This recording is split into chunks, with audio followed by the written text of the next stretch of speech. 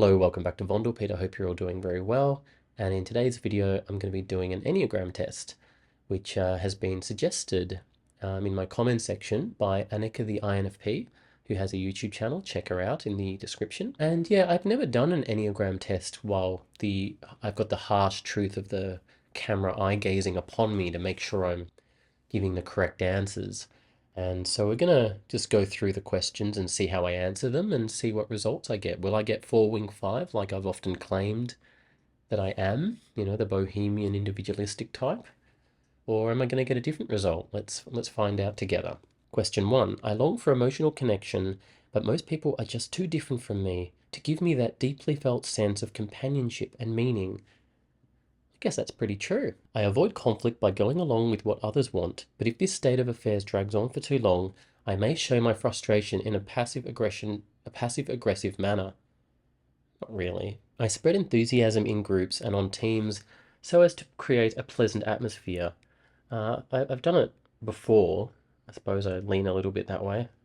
I am pioneering and unconventional to a fault, always forging ahead with new projects that others do not necessarily see the value in. A little bit, probably. I am competitive and ambitious, but also pretty adamant about playing by the rules.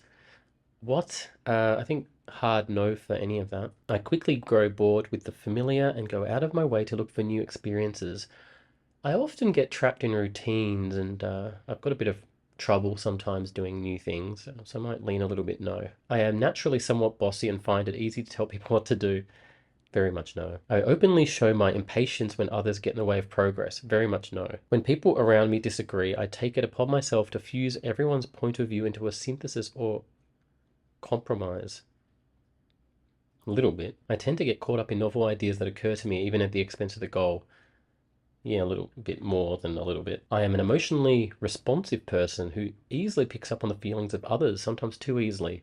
A little bit. My ability to see merit in all sides of a matter makes me good at resolving conflicts. However, it also means that I sometimes have a hard time knowing what is important to me. No, I accumulate a lot of knowledge. Sometimes I get the feeling that I do this as a way to counteract a deep-seated feeling of not being good enough. Yeah, yeah, actually, yeah. I easily pity or sympathize with others, a little bit. I challenge weak ideas in a clear and convincing manner. Not really. People aren't always what they seem, so I can be really uneasy about their motives. Middle. Maybe, no, a little bit. My carefulness and attention to detail prevent careless mistakes and omissions. Actually, sometimes. The search for emotional connection has been with me all my life, but somehow I've never been able to feel that I've achieved it.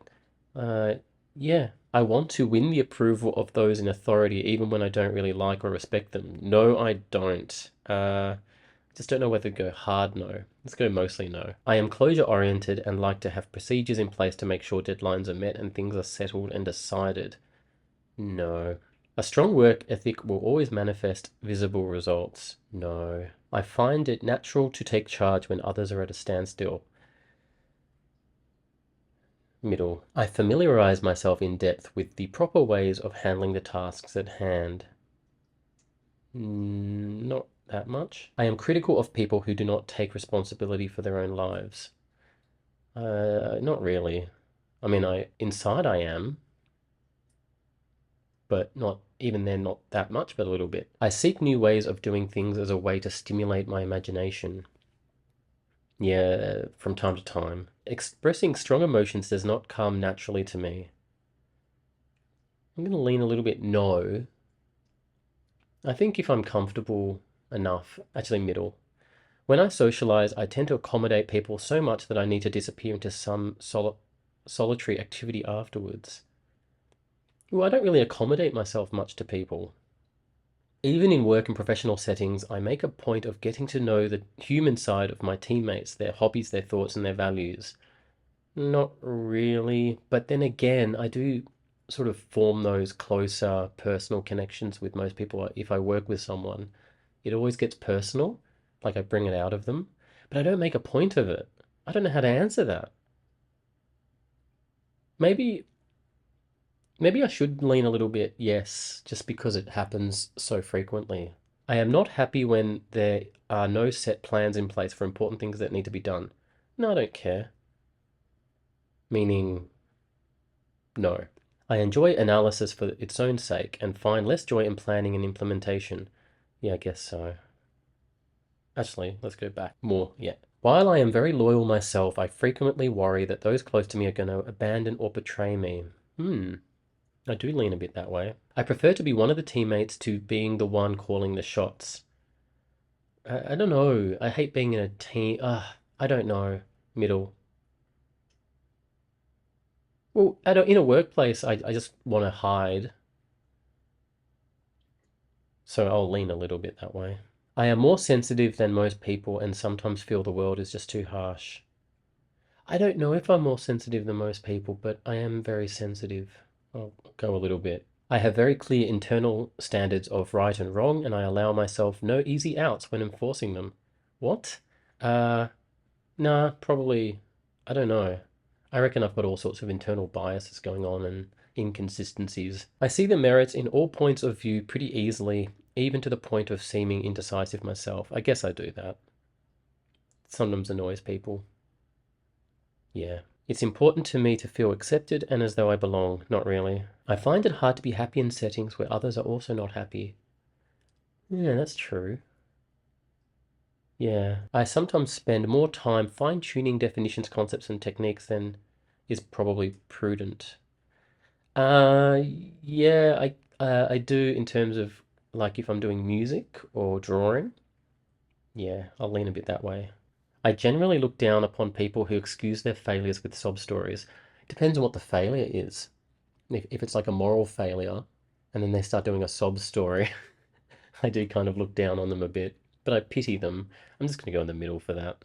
I am somewhat logically minded and remote and not always as enthusiastic as others. I definitely don't get as enthusiastic about others, and I think I am a bit logically minded, despite what, the usual accusations about me are. I can be relied upon to make sure that all essential tasks are organized. A little bit. Producing a flurry of ideas is one of my biggest strengths. Yeah, very much. I am drawn to emotional intensity and sometimes long to explore the depths of melancholy and sadness.